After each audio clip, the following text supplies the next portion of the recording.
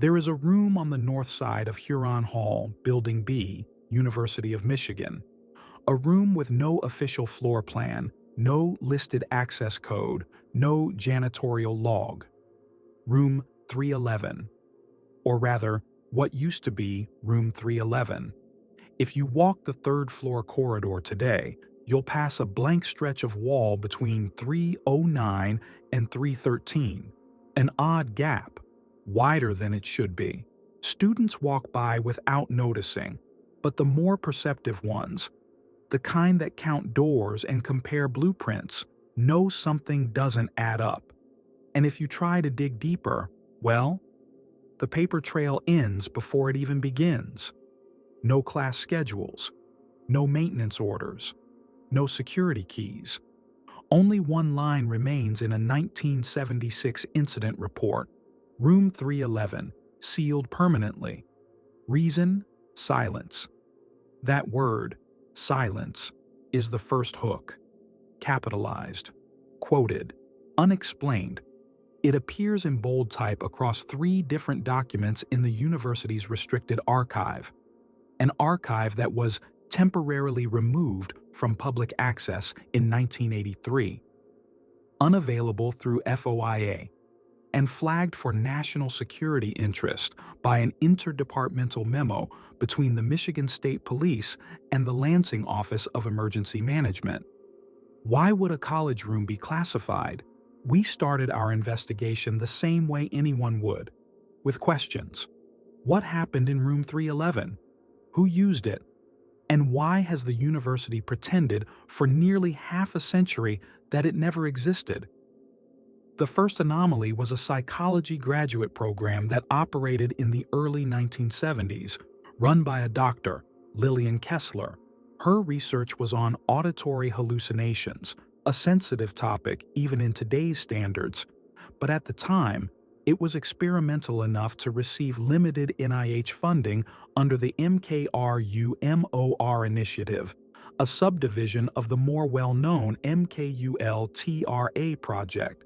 Declassified records mention a testing suite used in auditory deprivation and neurocognitive feedback experiments. The room listed 311B.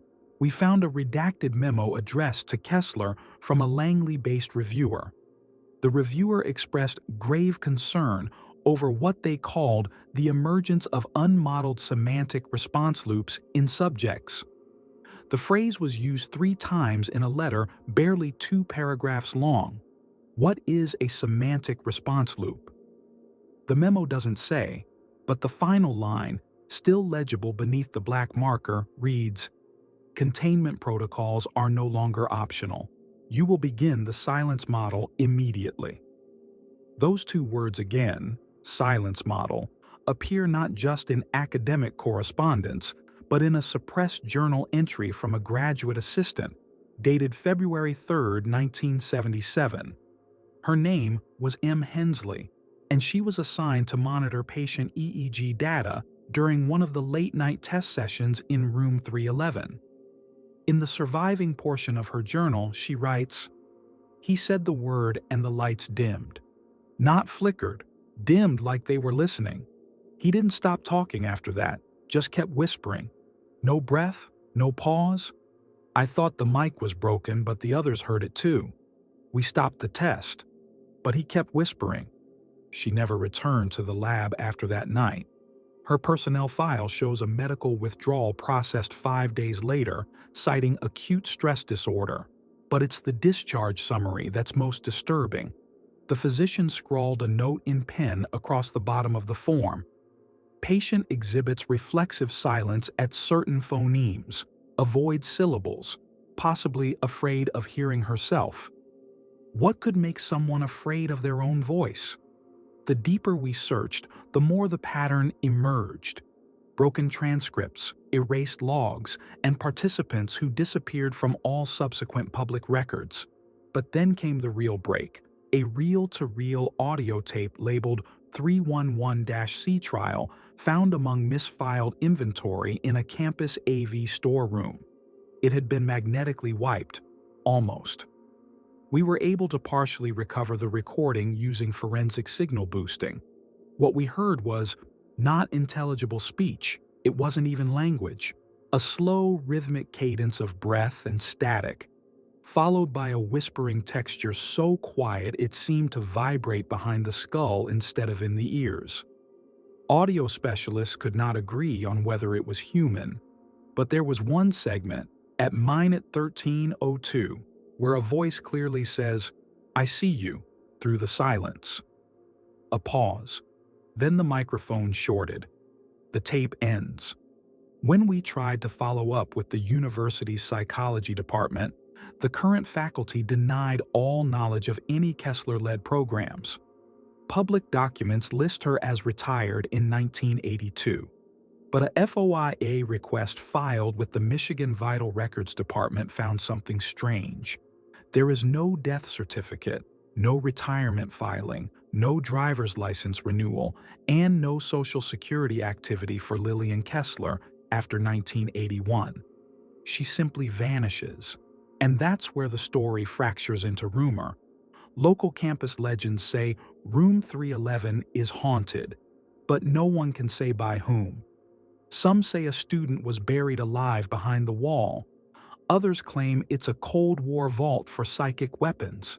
A campus police officer we spoke to under condition of anonymity described the room as wrong in the air, like it presses back at you. He said his partner refused to walk that stretch of corridor during night patrols.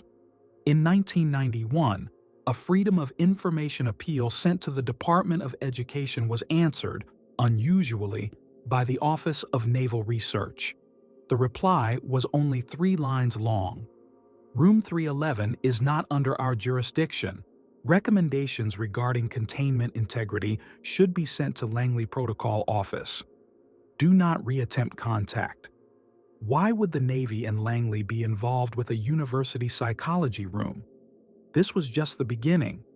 In the next section, we'll piece together the dismembered accounts of the test subjects, or at least those who could still be found. Some of them never spoke again. Some never stopped. The first of the subjects we traced was Daniel R. Marchenko, a graduate student in linguistics, class of '76. His name appears on a single list, the 311 Auditory Feedback Panel, dated March 12, 1976. When we found him, he was living under another name in rural Pennsylvania, a semi-reclusive handyman with no online presence and no public employment history since 1978. He agreed to speak, but only if we didn't record. His memory was fragmented. He twitched when he heard certain vowel sounds. He said words didn't always mean the same thing anymore, that sometimes a word could bite. When asked about Room 311, he went silent for nearly a minute, then said, "We weren't supposed to understand it. We were supposed to be it." He described long hours in a featureless white room, no windows, no clock. Each session began with a voice, not a person, he insisted, but a voice reading strings of nonsense syllables through a speaker embedded in the wall. The test subjects were told to repeat the sounds aloud, again and again.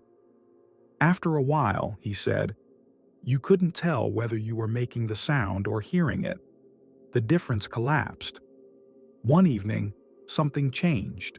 Marchenko recounted a session where one of the syllables was different, not in tone, but in weight. That was his word, weight. He said the air drew in like a lung preparing to scream, but no sound came, only stillness. And in that stillness, something inside him stepped aside. That's how he phrased it. We pressed him for more. He stood and walked to the door. Before leaving, he turned and said, "It's not the silence that gets you. It's what listens back." That same day, we located a copy of a defunct student newspaper, The Michigan Voice, November 1976, containing a strange story in the back pages. It recounts how the lights flickered across the psych wing for 11 minutes, and how the janitor found a freshman asleep in front of room 311. humming a song in a language he did not know. The story was pulled from the next issue without explanation. We tracked down the janitor, now in his 80s. He remembered the boy, said the kid wouldn't stop humming for 3 days. The melody never repeated. The boy, Alan Whitlock, was committed in early 1977 to the Ann Arbor State Hospital, diagnosed with a dissociative disorder. His file was sparse, but one note from the attending psychiatrist caught our attention.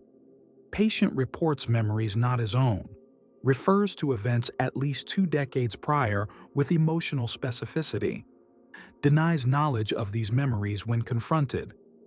Past life regression? Shared hallucination?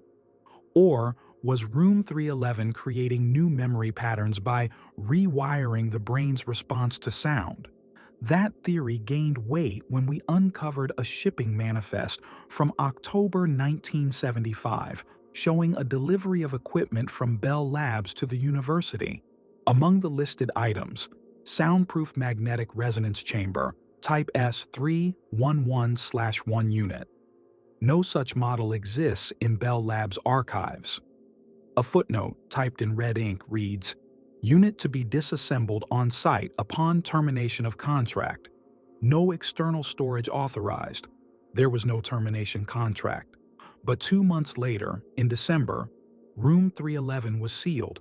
The night it was closed is marked in one place. A memo circulated internally within the university's campus security services. We received a scanned copy from a retired officer who refused to disclose how he got it. It reads, 311, auditory response activation triggered without operator input. 4 personnel exposed. Initial paralysis observed. All recovered within 48 hours except one. Subject exhibited reverse linguistic function. Speech loops became predictive. Final utterance before silence. They are not sounds. They are doors. No names. No recordings. Just silence. Again. But the most unsettling discovery came from an unexpected source. A Freedom of Information response from the NSA, dated 1984. Redacted heavily, yet strangely marked as non-responsive retained copy.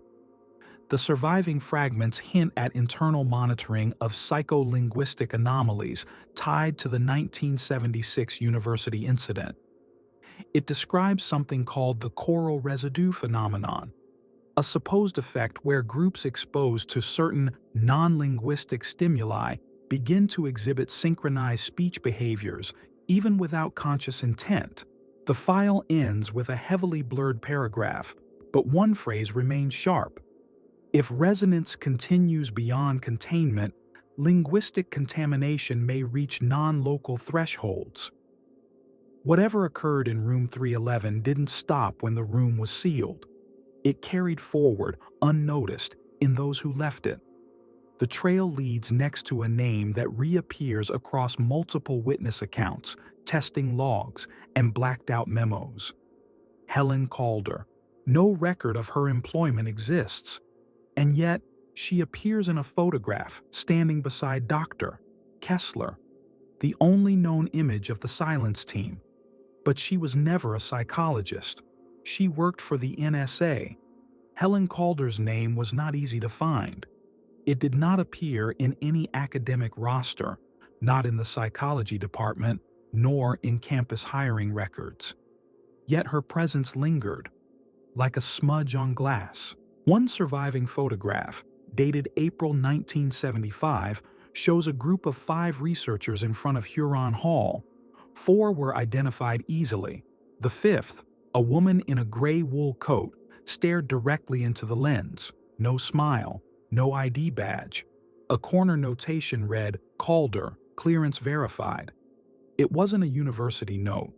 The font matched a 1970s NSA internal typeface guide.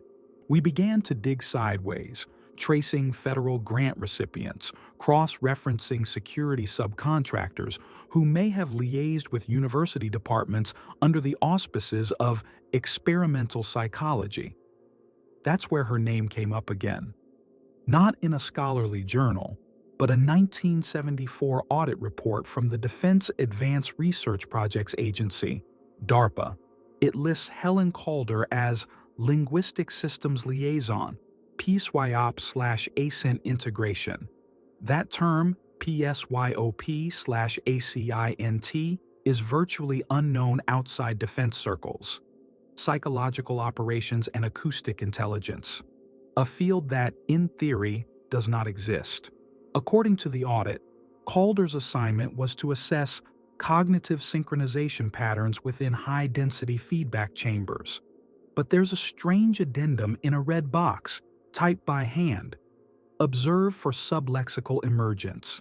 Notify if resonance drift exceeds ambient. Sublexical, beneath language, not words. Something older, more fundamental. A signal too deep to read, but strong enough to bind. Calder's last official trace came from a redacted witness statement connected to the closure of a CIA front lab in St. Louis in 1978. One passage stands out. Agent HC requested containment protocol identical to Ann Arbor configuration. Claimed cross-regional interference likely if linguistic carriers overlap. Ann Arbor configuration, that's room 311. We now had enough fragments to piece together a theory, not one that could be confirmed by any official record, but one that was echoed in witness recollections, faulty audio tapes, and whispering gaps in memory. Room 311 was not an experiment in psychology. It was a containment zone. But what were they containing? A leaked page from a 1981 NSA internal document, obtained through a retired analyst who asked not to be named, offers a chilling hypothesis. In a section discussing non-optical surveillance threats, Room 311 is listed under infrastructural breach risks. The entry includes a phrase we hadn't seen before.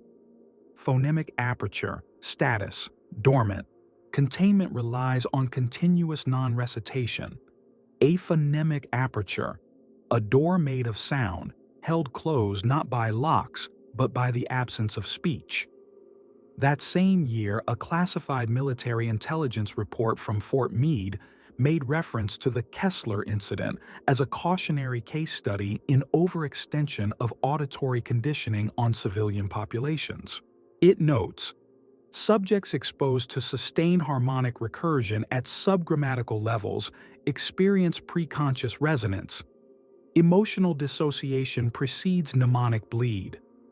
Mnemonic bleed. The seeping of memory into places it shouldn't be.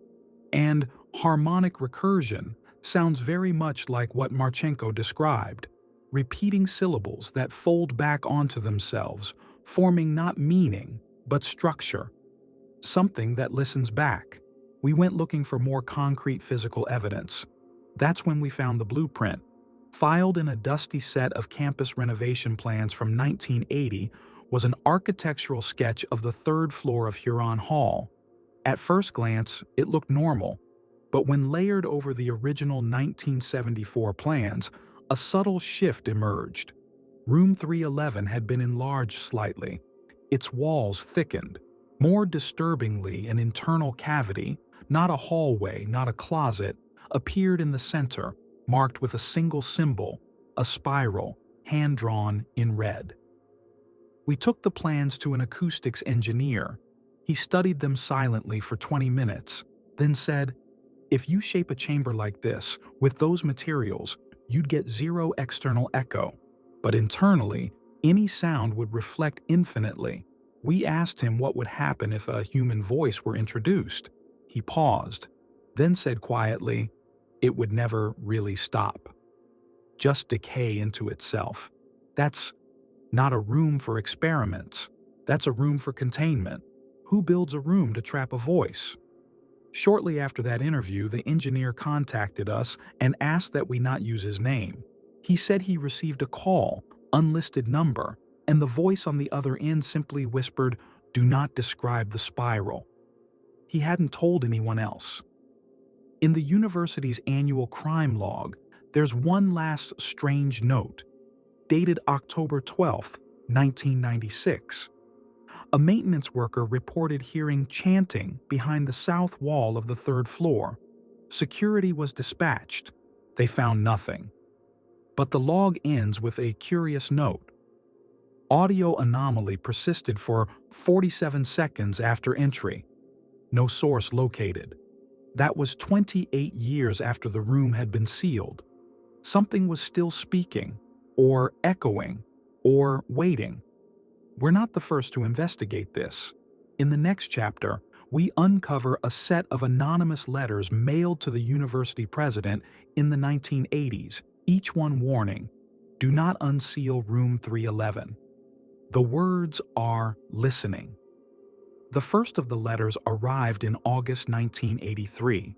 Typed on a manual machine, unsigned, and postmarked from Detroit, it bore no return address and was directed personally to then-President Harold R. Shapiro. The university's internal mail service flagged it only because the envelope had no postage. Someone had dropped it off by hand. The contents were brief, almost clinical. Your containment has begun to thin. Do not allow spoken entry. The spiral breathes in syllables. 311 must remain silent. Observer, third iteration. The phrase spoken entry appeared again in 2 subsequent letters received over the next 9 months, each time more urgent, less coherent. The final one, dated April 2, 1984, was made of cutout magazine clippings.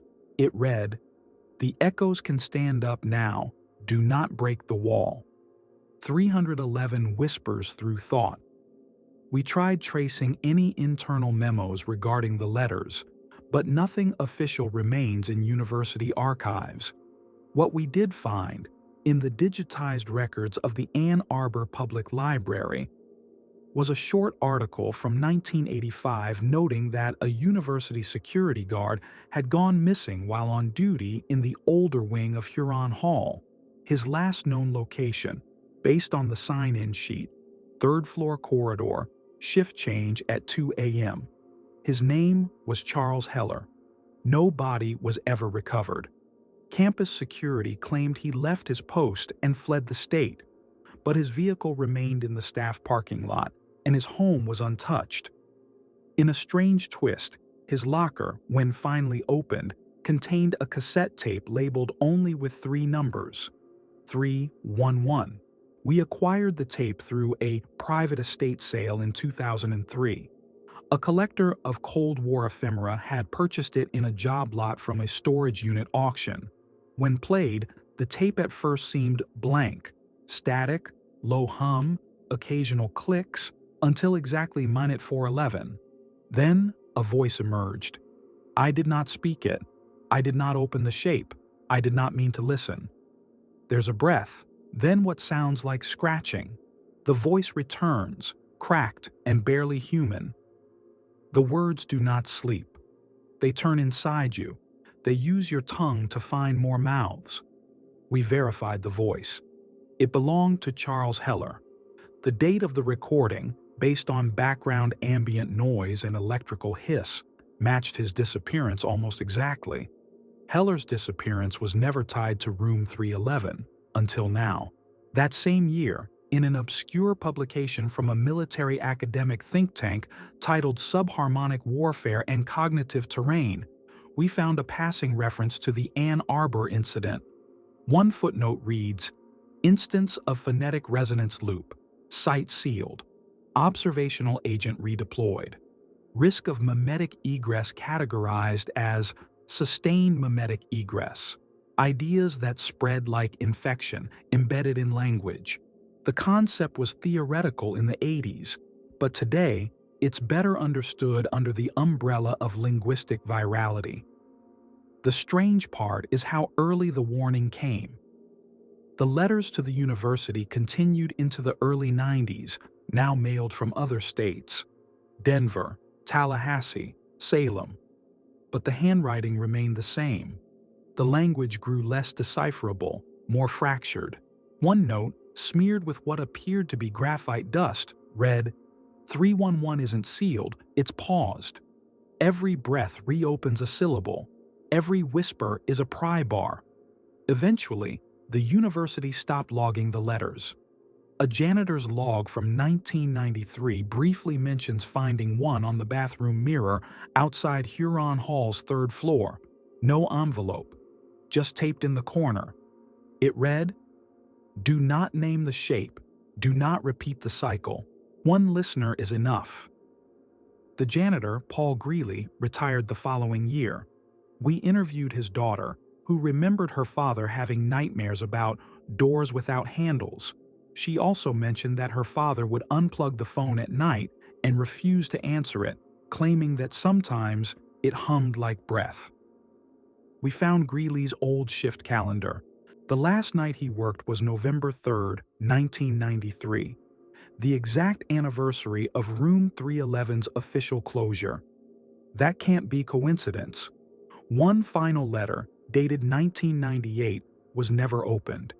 It was found in the university president's archived inbox, sealed. We were allowed to inspect the envelope, but not break it.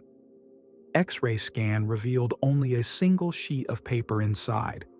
Written across the front of the envelope, "Third tone awakened. Delay failed."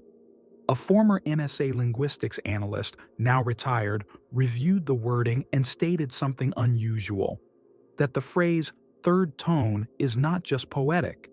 It may refer to a harmonic interval, something that activates by pattern, not volume.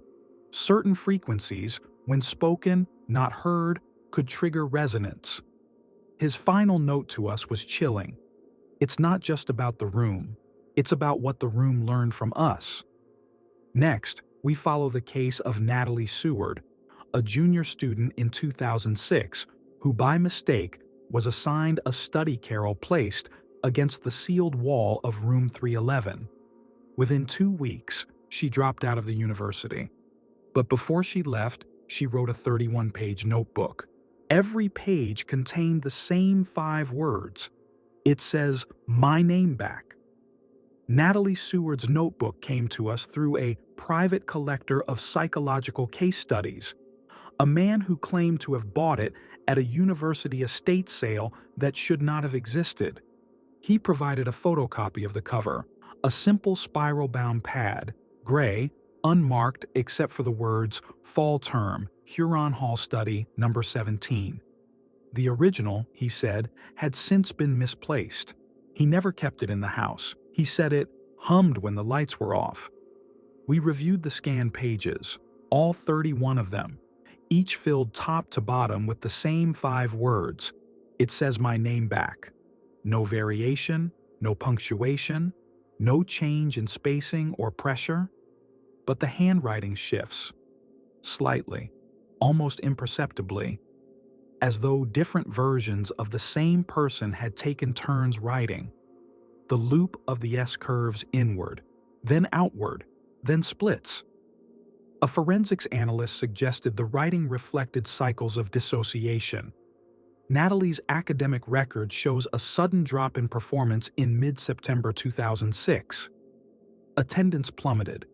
Professors noted that she seemed distracted by something not present. She requested a room reassignment, but never explained why. Her dorm mate, however, left a note in her own journal, now archived in a student mental health case file. Natalie keeps standing near the vent, whispering the same thing. She says it's not a prayer. She says the wall listens. The vent in question? Positioned directly across from the sealed panel that once led to room 311. 2 weeks after her reassignment, Natalie was found wandering in the Nichols Arboretum, barefoot and silent. She remained unresponsive for over a day, only repeating a single phrase during the intake interview. The spiral isn't a symbol, it's a sentence. She was never charged with trespassing. The university quietly arranged a transfer to a private care facility in Ohio. All inquiries into her condition since then have been denied under HIPAA protections. Her parents have declined all interviews, stating only that Natalie does not use spoken language anymore. But that wasn't the end. In 2012, construction crews renovating the HVAC system on the third floor of Huron Hall uncovered something unusual. Behind a sealed duct junction, wedged in the old airflow path, was a metal data reel, 9-track, military issue, marked with faded red ink, PHN 311SR. The reel was sent to campus archives for cataloging, but according to an internal note, the file was immediately reclassified as federal property, not to be examined without prior clearance. It has not been seen since. One university archivist, under promise of anonymity, remembered the file. She said when they mounted the reel for inspection, the system monitor flashed red, a warning not in English, not in any language she recognized. She thought it was a glitch until the speakers turned on, unprompted. It was whispering, not just through the speakers. It came through the screen. The archivist resigned a month later. Around this time, local news reported a strange incident at the Michigan Radio Broadcast Center. For exactly 19 seconds during a midnight jazz program, the station broadcast a sequence of static and low-frequency vocal bursts. The DJ on duty claimed he'd cued a track, but the system jumped ahead. The station later issued a statement blaming equipment failure, but listeners who heard the broadcast reported a deeply unsettling feeling. One described it as being looked at from inside your own mouth. We cross-referenced the broadcast frequency with the university's main communications relay. The system shares a subcarrier frequency used by emergency broadcast protocols, a frequency routed directly beneath Huron Hall. The broadcast date? September 12, 2012. The exact anniversary of the last confirmed whisper incident reported near Room 311. Some began to speculate that whatever was in Room 311 had found a way out, not through walls or ventilation, but through language itself. Words, sounds, echoes caught in recordings, whispered accidentally on campus tours, or reflected in the babble of half-asleep students. In 2015, a visiting professor of semiotics, Dr. Jimin Han, abruptly ended her year-long fellowship after only 2 weeks. Her published statement cited anomalous auditory effects in the east wing of Huron Hall. But in a private interview with a colleague, since leaked, she elaborated, "The architecture is recursive, not in structure, in meaning. You think you're walking down a hall, but you're walking through a sentence. That sentence is learning your accent. It wants to pronounce you. Pronounce you, not your name. You." Dr. Han now lectures in Berlin. She refuses to speak about Michigan again. University administration, meanwhile, has quietly restricted access to the entire third floor of Huron Hall, citing asbestos concerns. Students now say the lights are never on up there. The janitorial staff rotate shifts, but no one is assigned that corridor after dusk. One custodial supervisor, interviewed off the record, said the wall where Room 311 used to be still feels like a door trying to remember how to open. What's more alarming is a strange behavior spreading in certain faculty offices. Digital voice assistants, Siri, Alexa, even basic text-to-speech readers have begun producing unscheduled voice prompts during campus hours. The common thread? They all initiate with the same words, "I see you," through the silence. The same line from the recovered tape in 1976. This can't be coincidence. It's not a haunting. It's a pattern. And if patterns speak, then someone or something is listening back. Next, we follow a group of amateur cryptographers who attempted to recreate the resonant syllables from Room 311 based on what little leaked audio remained. They believed it was just sound, until one of them vanished mid-sentence on a live stream. The live stream was never supposed to be serious. Just 4 friends, graduate students from Purdue and Chicago, huddled around a desk with a microphone, armed with little more than curiosity, audio editing software, and a grainy copy of the partially restored 1976 tape marked 311-C Trial. The channel was called Echo Decoder. Their premise was bold but simple. What if the whispers on the Room 311 recording weren't random? What if they followed a structure? Their first few streams were uneventful. They played segments of the tape, slowed them down, reversed them, cross-referenced the waveform spikes against known phonetic libraries. Most viewers tuned in for the novelty, a few hundred at best, until Episode 4. Episode 4 was different. It aired on March 19, 2019 at 9:13 p.m. Eastern, a Wednesday. Viewers report the stream began as normal. The group had isolated a repeating fragment from the original tape and were attempting to vocally reconstruct it using phonetic transcription. The waveform on-screen pulsed gently, a rhythmic loop of static hiss interspersed with breathy consonants. Then, one of them, a linguistics major named Ryan Havel, leaned forward and began repeating the sequence. Viewers in the chat noted his expression shifting from amused to vacant. He stared not at the screen, but into the camera, like he was watching the audience. Tsal, nov, vi. Tsal, nov, vi. He repeated it over and over, 43 times according to a later analysis. The others didn't seem to notice at first, until he stopped mid-utterance, jaw still open, eyes unfocused. Then, the lights in the room flickered. Audio glitched, not distorted, not skipped, but inverted. Background noises began playing in reverse, while the foreground loop somehow continued forward. One of the other participants said something, a single syllable, "Ryan?" before the stream cut to black, not crashed, not ended, just black, for 311 seconds. Then, without explanation, the stream resumed. No participants were visible. The room was empty, but the microphone was still hot. A single voice whispered, "You opened the phoneme." That footage was deleted within hours, not by the students, but by YouTube itself. The platform issued a generic copyright strike. The remaining channel posts were scrubbed clean. The group was never heard from again. We traced Ryan's last digital footprint to a hotel in Dearborn, Michigan, just 3 miles from Ann Arbor. Hotel staff confirmed his check-in. Security footage shows him entering the lobby, carrying a bag and what appeared to be a portable audio recorder. There is no footage of him leaving. His room was found locked from the inside, empty. No signs of struggle, no belongings. Only a single sticky note on the desk. He is syllables now. The rest of the group has since disbanded. Their families issued no missing persons reports.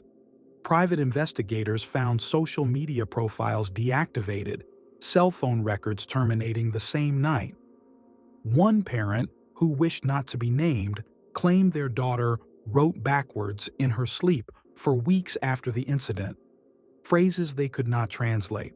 We obtained a clip of that stream through a data recovery form, passed anonymously in a zip file labeled "not language." An acoustician in Belgium reviewed the audio spectrum and noted something unusual. There were more waveforms in the file than could be accounted for by human voices. Hidden frequencies, layered in fractal patterns, resembling seismic recordings more than sound. He described them as linguistic earthquakes. This wasn't communication, it was structural stress. The sound of something larger cracking. Inside language. Shortly after the Echo Decoder incident, a Reddit thread titled "Room 311 is not a metaphor" began gaining traction in obscure internet circles.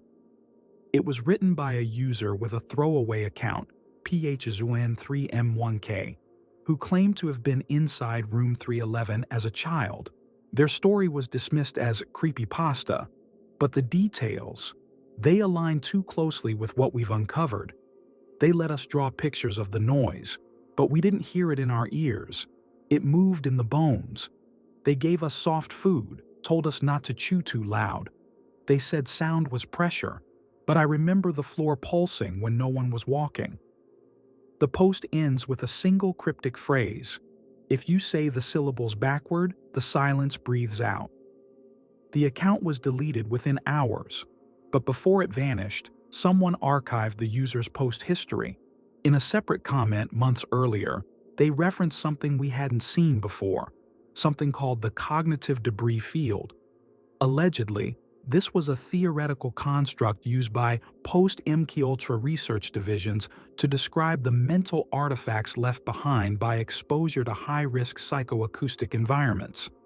It was described not as trauma, but as resonant residue, words that linger in thought patterns, waiting to be reassembled, accidentally or otherwise. This theory gained further traction after we spoke to Dr. Eveline Mora, a retired Canadian intelligence researcher who specialized in experimental memetics. She confirmed Room 311 was a known location on legacy concern lists shared between NATO-aligned institutions. She called it a linguistic fracture zone, a place where reality could slip through syllables. If you compress consciousness into structure, into phonemes, you can store memory inside articulation. But if too many minds repeat the wrong structure, you build a breach, not metaphorically, literally. She paused, then added, "That's why they called it silence, not because there was no sound, but because it was the only thing that held the shape together." Next, we return to the campus itself. A recent burst pipe in 2023 led to emergency repairs, and the accidental discovery of a crawl space hidden behind Room 311's outer wall. Inside, they found symbols, carved into concrete, repeating, layered. Spoken aloud, they form no known language, but the workers say they still hear them, sometimes in their sleep. The university never officially acknowledged the discovery. On March 2, 2023, a routine maintenance report filed by contractor Davies & Sons documented an unexpected void space discovered during emergency pipe repair on the north wall of Huron Hall's third floor. According to the work order, a low-pressure leak in a supply line had soaked through the plaster wall adjacent to what had been labeled on floor plans as solid structural fill. But when workers cut through the drywall, they found not cement or rebar, but air, a crawl space, dry, unventilated, undocumented, and filled with markings. The lead worker, Stanley Corbin, recounted the find in a phone interview. His voice was steady until we asked him about what he saw inside. Not wiring, not ductwork, just concrete, gray, cold, and these, not letters, not symbols, not anything I know, carved over and over all around the inside, some shallow, some deep, like someone had scratched them for years. He described the space as being about 5 feet high, no wider than a closet, and dead silent, no echoes, no ambient hum, just a thick, pressing stillness. His words, even the flashlight buzz was gone, like my ears forgot what noise was. Corbin took pictures. He sent them to us. The symbols are curved, recursive, and repeated with obsessive regularity. A linguistics professor we consulted said they resembled certain Proto-Sumerian prescripts, but didn't match any known system. Another expert in mathematical semiotics suggested the carvings weren't language, but instructions, loops, nested inside loops, spirals.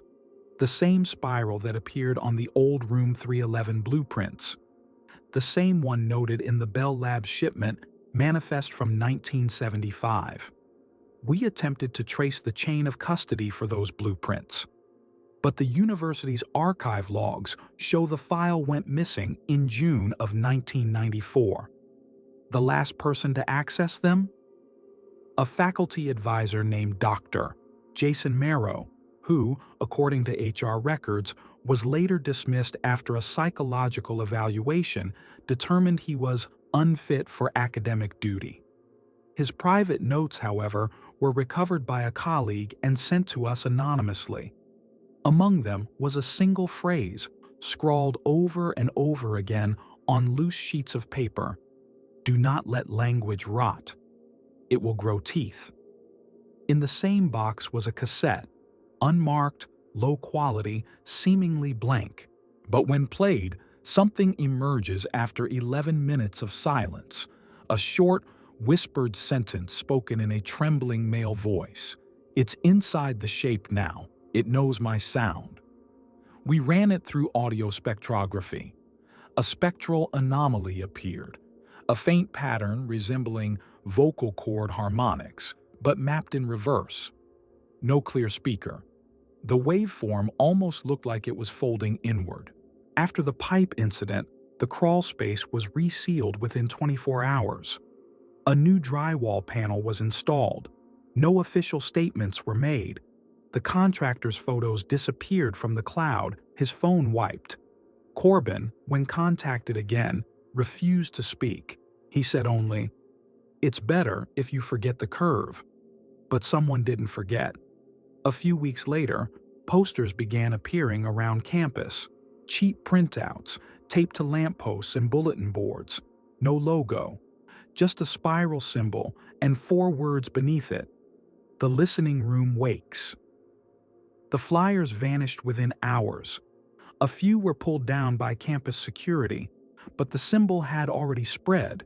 Graffiti versions showed up on sidewalk chalkings, in bathroom stalls, carved lightly into desks in lecture halls.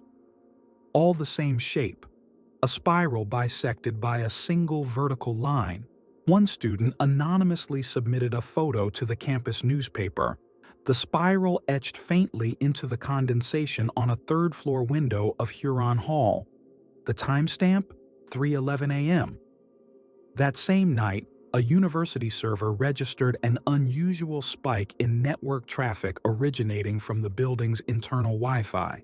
One machine, a research terminal left powered down for months, attempted to broadcast a packet burst composed entirely of phonetic syllables, repeated over 400 times. The outgoing signal was stopped by campus IT, but not before it triggered firewall pings from the Department of Homeland Security.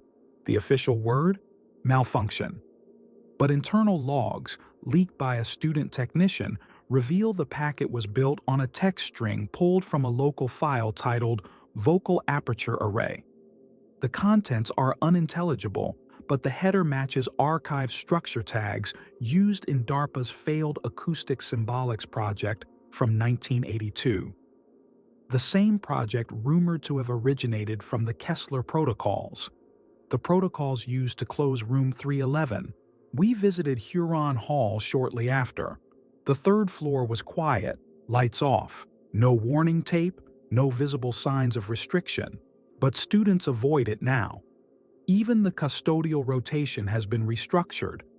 Only janitors with over 10 years of service are assigned to that corridor, and never more than one at a time. One of them, an old man named Eli, spoke to us briefly, said nothing strange ever happened, but as he turned to go, he muttered something under his breath. "Language is just a lock we forgot we swallowed." We didn't ask what he meant. We just watched him walk into the dark hallway, mop in hand. In our next section, we investigate a series of psychiatric case reports filed across 4 states between 2021 and 2023. All patients with no apparent connection except one. They all began speaking a language no one had taught them, and every one of them had once visited the University of Michigan. The first case came from Minnesota. A 27-year-old man, Aaron Lyle, admitted himself to a psychiatric facility in Duluth after what he described as a month of dreaming in another tongue. His partner reported he had begun muttering phrases in his sleep, rhythmic, low, with a cadence like chanting but no discernible language. When conscious, Aaron claimed he didn't understand the words, but could feel them waiting behind his teeth. The official diagnosis was transient psychosis, but the psychiatrist's handwritten note at the bottom of the intake form stood out. Patient resists common speech, exhibits hesitation around vowels, describes consonants as sharp, refers to dreams where doors respond to questions not asked. When questioned further, Aaron eventually admitted to having visited Ann Arbor in 2017 during a campus open house. He had toured the psychology wing of Huron Hall. He couldn't recall the floor. A month after his release, Aaron disappeared. His vehicle was found abandoned outside the Sleeping Bear Dunes National Park, interior scrawled with symbols etched in fingernail scratches across the dashboard. Park rangers reported the car's interior radio was playing static at full volume, but no power source was connected.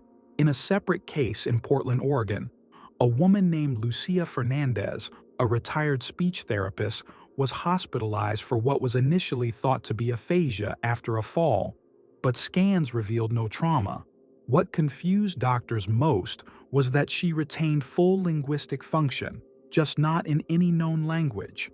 She spoke fluently, calmly, consistently, but none of her utterances could be traced to any real dialect. When shown video clips of different world languages, she flinched at the ones closest to her speech: Sumerian, Proto-Indo-European, certain Khoisan clicks. The staff linguist noted that her language was self-consistent, recursive, and layered with a nested grammar unlike anything modern. She drew a single symbol repeatedly on napkins, a spiral with sharp intercuts. When her daughter visited and asked what it meant, Lucia smiled and replied, "I found the door. I asked it why we have mouths." Lucia, too, had visited the University of Michigan decades prior. She worked briefly as a substitute in their summer speech pathology program in 1983. The same summer when Room 311's archival files were abruptly sealed under federal directive. These cases multiplied quietly, without fanfare. A child in Maryland, age 9, who began humming unfamiliar tunes with perfect pitch and described them as songs that bend when you listen too hard. A man in El Paso who kept journals in a made-up script no one could translate, until a digital analyst found structural patterns in the writing that mirrored the symbols carved behind Room 311's wall. A woman in Boise who claimed that mirrors sometimes whispered her name backwards. All of them had, at one time, been present on campus, some for a day, others for years.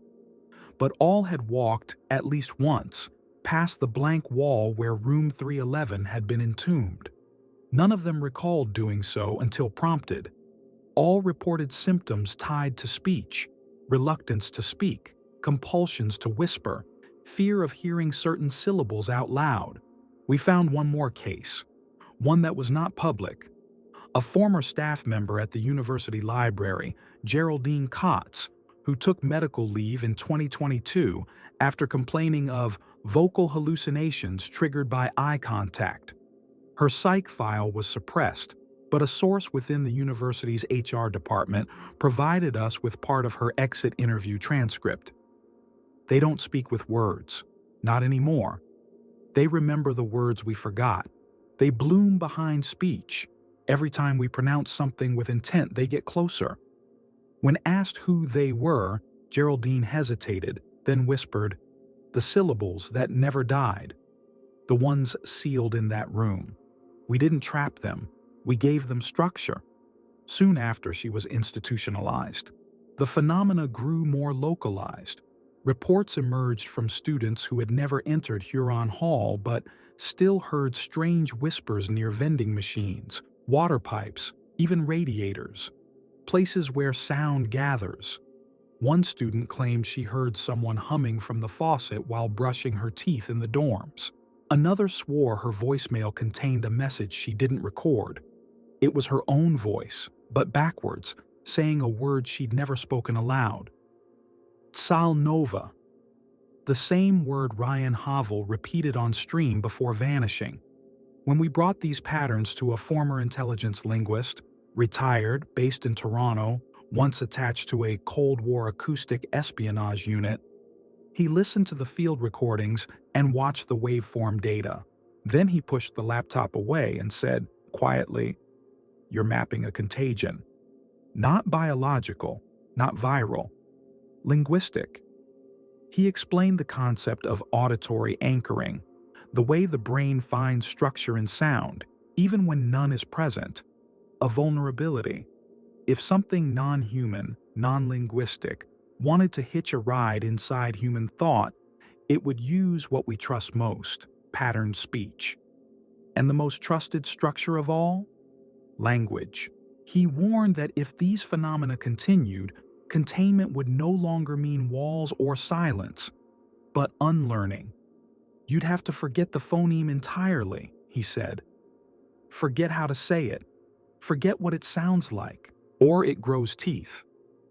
In our next chapter, we dive into the classified 1987 Langley Memorandum, leaked in fragments to whistleblower networks in 2011, which first identified Room 311 as a deep auditory vector site and proposed a controversial solution: total semiotic sterilization of the corridor, an operation that may have happened, or may have failed. The Langley Memorandum had always been rumored, whispered about in forums reserved for ex-intelligence contractors and defunct DARPA affiliates. But no full copy had ever surfaced, only fragments. We obtained our partial scan through a contact in a linguistic anomaly tracking group, a former communications analyst who had worked black-budget signal interpretation during the late stages of the Cold War. The document, stamped Top Secret, Lex PHN Division, was dated March 27, 1987, and titled simply Interference Zone 311, Recommended Containment Protocols. The language of the memo was clinical, dense, and deeply unsettling. It referred to Room 311 as a DAVS, Deep Auditory Vector Site. It warned that ongoing phonemic exposure may exceed safe cognitive thresholds and that semiotic permeability has advanced beyond previous parameters. But it was the recommendation section that stood out. It outlined a strategy never before seen in psychological or acoustic research: total semiotic sterilization. This wasn't just sealing a room. It wasn't about containment in the physical sense. It was about erasure, linguistic erasure, removing not just the sound, but the meaning of Room 311 from all possible structures, blueprints, memory, language, and, if necessary, from people. 3 methods were outlined. 1. Lexical drift deployment, the active replacement of the term Room 311 with alternate designations in all institutional materials to create cultural decay and semantic fatigue. Dusra, phonemic erasure agents, experimental audio files designed to overwrite memory anchors using anti-pattern loops, disrupting recognition of harmful syllables in sleep or low consciousness states. 3. Subjective dissonance induction, psychological intervention wherein those exposed to 311-associated vectors would begin to doubt the experience itself, destabilizing narrative cohesion and memory reliability. According to the memo, these measures were greenlit for testing at the University of Michigan by mid-1988. But the final lines of the document suggest something went wrong. Lexical drift insufficient. Phonemic signature persists through indirect exposure. Dissonance induces silence, but not resolution. Subject 7 began vocalizing null syllables. Spiral sequence reactivated. Subject 7 is never named, but from context, it's clear. Someone exposed to the cleansing process became more susceptible. Instead of forgetting Room 311, they began replicating it, vocally. We cross-referenced this date with university incident reports. On July 6, 1988, An entire wing of Huron Hall was evacuated after a ventilation incident. The official explanation? Gas leak. But the environmental logs show no chemical trace, only a sharp drop in barometric pressure, as if the air itself had been pulled inward. No media coverage, no student newspaper record, just one slip. A scan of a student essay found in the archives, written weeks later by a sophomore named A. Dreyfus. The title, When Words Feel Like Teeth. The paper was ungraded.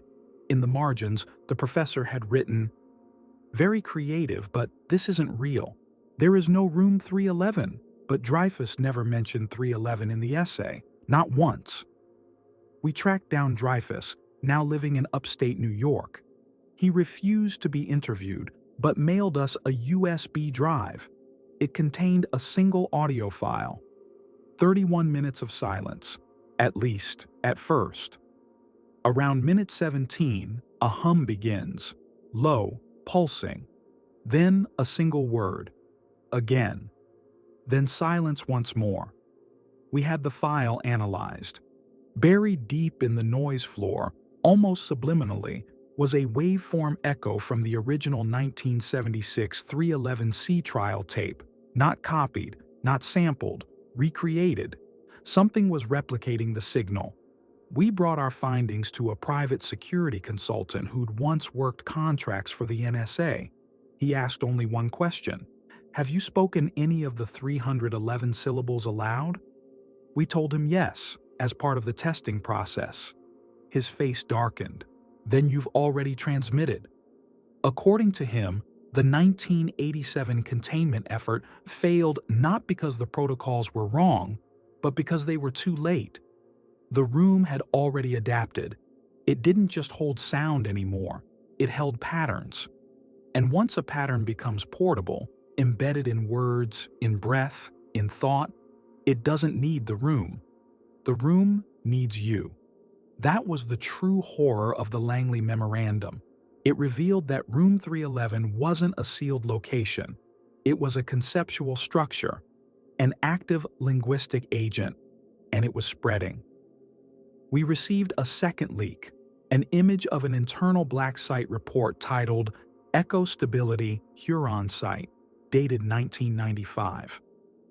The conclusion read, "Room 311 exhibits mimetic contagion potential via latent acoustic encoding. Recommend permanent vaulting or symbolic sterilization through ritual pattern severance. Do not reconstitute phonemic spiral. Do not vocalize syllables. Above all, do not listen." The file ends abruptly. Next, we uncover the last recorded campus security footage near Room 311, dated October 2022, which shows a maintenance worker pausing outside the wall, tilting his head and whispering something under his breath. 3 minutes later, he was gone. Only his clipboard remained. On it, a hand-drawn spiral, and a single word, "Open." The camera feed was grainy, angled awkwardly from the far end of the third-floor corridor in Huron Hall. The timestamp read, October 14th, 2022, 3:11 a.m. The corridor was dimly lit, a single fluorescent light flickering near the far wall, the wall where Room 311 had once been. No sound, no motion, then movement. The figure of a man stepped into frame. Medium build, standard gray janitorial uniform. His ID badge, though illegible, matched university records for a custodial technician named Elias Trent, a night shift contractor brought in temporarily to support flood repair inspections following minor water damage on the lower floors. He walked slowly, pushing a cart. Then he stopped, not near the door of 309, not in front of 313, but directly in the middle. The wall, the sealed section. He stood there, head slightly tilted, not moving. 32 seconds passed, then a gesture. He reached into his front pocket, pulled out something small, held it to his lips. Later analysis revealed it was a compact digital recorder, campus-issued, designed for documenting maintenance anomalies. The file retrieved from the device was only 6 seconds long. It contains the soft hiss of background air, the faint buzz of electricity. And then, Elias whispering something so quietly, so carefully, the waveform barely registered. Vesh, ta, no, ven. The same syllables, the same pattern, the same whispered key.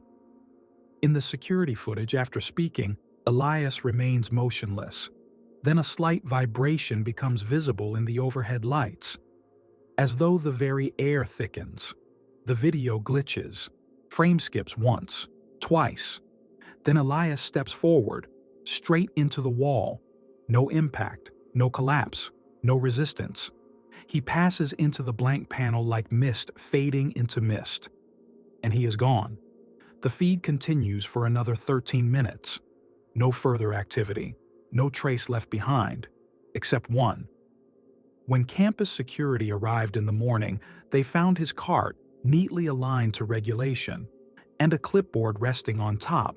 On the clipboard, a checklist, empty. On the back, a spiral, drawn in pen, tight, sharp, angry, and one final word, written in trembling hand beneath it, open. The university made no statement, no investigation was launched. The footage was never officially logged, but 3 days later, a subtle change appeared in the building. A sign, affixed to the 3rd floor with no accompanying notice or memo. White plastic, black print. Nothing more than this. Access to 3rd floor restricted. Facilities management in progress. Do not enter without verbal clearance. Verbal clearance. Not written, not physical. Verbal. As if the act of speaking, of naming, was the only gate left to hold the door shut. We spoke to a faculty member who, out of curiosity, approached the wall in late November. She brought a recording of the 311 syllables on her phone, intending to test the myth. She never played it. She told us she lost her nerve, but something happened anyway. The moment I stood there, she said, I felt like I was in someone else's sentence, like the air was waiting for the next word. But it had to come from me, like it needed my voice to finish the thought. She paused, then added, I didn't speak, but something behind the wall exhaled. I swear it. When asked why she believed it happened, she said only, because I've never heard air leave a space before, not like that, not like it had been holding its breath for years. And maybe that's what Room 311 really was, not a location, not a laboratory, not a remnant of Cold War psychoscience, but a linguistic vacuum, an unfinished utterance, a sentence looking for a mouth, a silence designed not to protect us, but to hold back something that only exists if we give it sound. They called it silence in the documents. They sealed it with syllables. And for nearly 5 decades, it slept. But now the structure is degrading. Students whisper in sleep, recordings replicate themselves, and dreams carry syllables that were never taught. The question isn't whether Room 311 was real. It's whether we've already spoken it back into being, and if we have, then it's too late to unhear the breath behind the wall. Because once a word is shaped in the mind, even if it's never spoken aloud, the door remembers.